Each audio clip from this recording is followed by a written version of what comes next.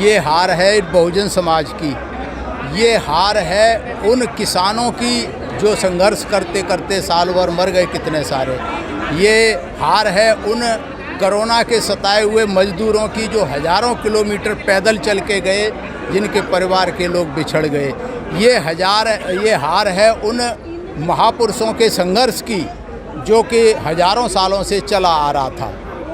तो इसमें बहुत सारे कारण हैं और ये हराया गया है। क्यों हराया गया है इसके भी बहुत सारे कारण हैं और इसको अगर एक लाइन में मैं कहना चाहूँ तो ये पॉलिटिकल प्रतिक्रांति है, पॉलिटिकल काउंटर रिवॉल्यूशन।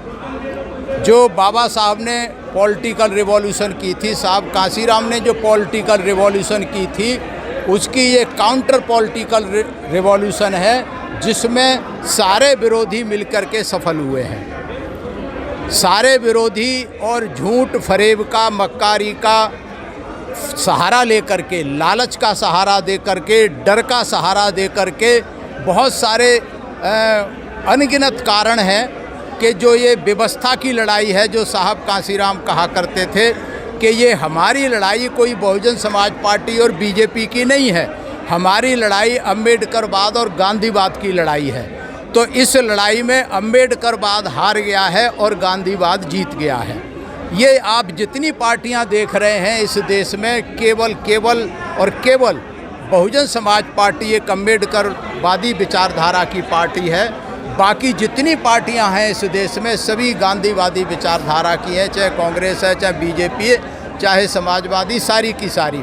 तो ये सारे दल मिलकर के एक हुए हैं और इसमें मीडिया का बहुत बड़ा रोल रहा है कि जो साल भर से दुष्प्रचार लगातार कर रहा था और आज भी कर रहा है। और उनको हम क्या दोष दें?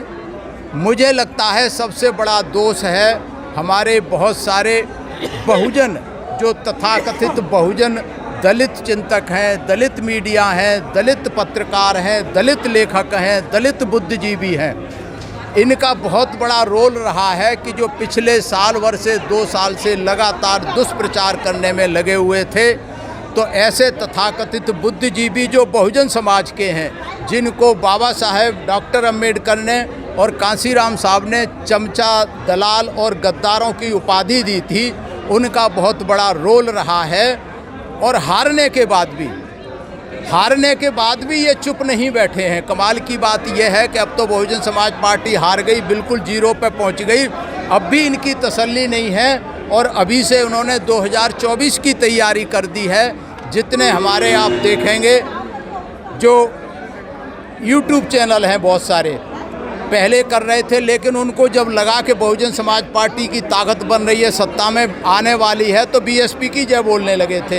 अब जब बीजेपी हार गई तो फिर बीएसपी का दुष्प्रचार करने में लगे हुए हैं। ऐसे इंटरव्यू छाप रहे हैं, दिखा रहे हैं जिसका कोई आधार नहीं है, बेसिर पैर की चीज़ें हैं। इसलिए बहुत सारे कारण हैं, बाकी कुछ वर्मा जी बताएंगे, हमारी समझ में जितने आए। धन्यवाद सर। चुनाव के नतीजे घोषित होने से पहले बीएसपी की अध्यक्ष मायावती ने ट्वीट किए थे कि आपको परेशान होने की ज़रूरत नहीं है, हताश होने की ज़रूरत नहीं है, हमारी जो सरकार आ रही है पूर्ण बहुमत के साथ आ रही है। लेकिन जो सर परिणाम आए वो बिल्कुल विपरीत थे। सर इस पर आप क्या कहना चाहेंगे? कोई भी नेता कभी ये नहीं कहेगा कि हमारी हार हो रही है। तो जिस तरह से उन्होंने काम किया है, संगठन को चलाया है और उन्होंने अपना पूरा जीवन इस संगठन के लिए दिया है, तो उनको विश्वास है अपने समाज पे, अपने संगठन पे अटूट विश्वास था और उस विश्वास के तहत वो लोगों को हौसला देती रही, कार्यकर्ताओं को, संगठन के लोगों को हौसला देती रही। अब वो हौसला कितना काम आया, कितना लोग उससे प्रोत्साहित हुए, मोटिवेट हुए, ये देखने की बात है। और हार तो निश्चित है, स्वीकार करनी पड़ेगी, मगर यह है कि ये हार जो है कुछ सबक देती है। कभी आदमी गिरता है तो उससे ठोकरें इंसान को चलना सिखाती हैं। तो एक अच्छा मूवमेंट चल रहा था, एक हम अच्छी दिशा में जा रहे थे, मूवमेंट अपने चरम ऊंचाई पे था तो एक झटका लगा, एक धक्का लगा, और ये एक सुनियोजित षड्यंत्र मैं इसको मानता हूँ। ये बहुत बड़ा षड्यंत्र हमारे इस मूवमेंट के लिए है, हमारे इस संगठन के लिए है। अब हमें और ज़्यादा सावधान रहने की ज़रूरत है। तो ये कोई स्थायी चीज़ नहीं है, कोई भी चीज़ इस दुनिया में स्थायी नहीं होती, परमानेंट नहीं होती। परिवर्तन प्रकृति का नियम है। आज हम हारे हैं और हारना कई बार हुआ है। बहुजन समाज पार्टी जब से बनी है तो कभी हारी है, कभी जीती है, कभी हारी है, कभी जीती है, और उठ के फिर उन्होंने अपना आंदोलन शुरू किया, अपना मिशन शुरू किया। ये बहुजन समाज पार्टी एक की हार है, मिशन की हार नहीं है।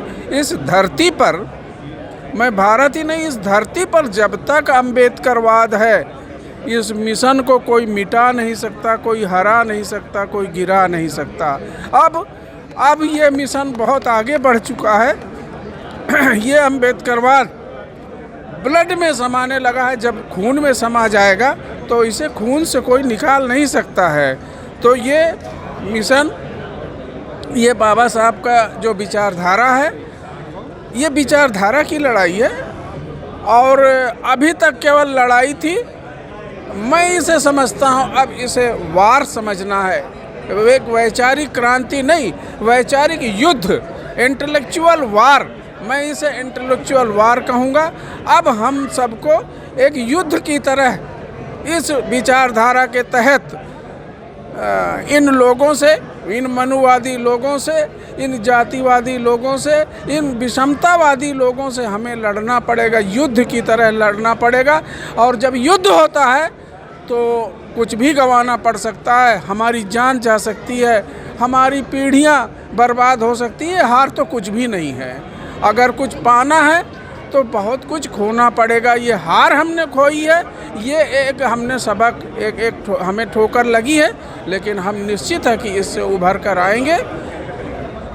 और हम इस कमी को, जो हमारे अंदर कमियां रही हैं, हम सब लोग इस बात को महसूस करते हैं। कहीं ना कहीं हमारे कार्यक्रम में, हमारे क्षमता में, हमारे संगठन में हर जगह कुछ होता है। घर परिवार भी ऐसे ही चलते हैं।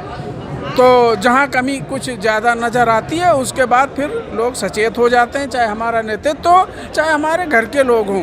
तो हम अपनी कमियों को दूर करके और इस संगठन को फिर से मजबूती से खड़ा करेंगे। सर, लेकिन बीएसपी की हार के बाद जो मूवमेंट है वो कमज़ोर थोड़ा पड़ता नज़र आ रहा है, तो किस प्रकार से आप उसको मूवमेंट को और मजबूत करेंगे? नहीं, मैंने कहा कि मूवमेंट कमज़ोर नहीं हुआ है।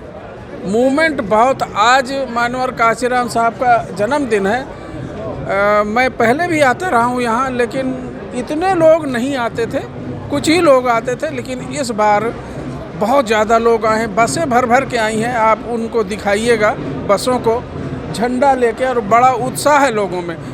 मतलब मिशन कमज़ोर नहीं हुआ है, पार्टी कमज़ोर हुई है।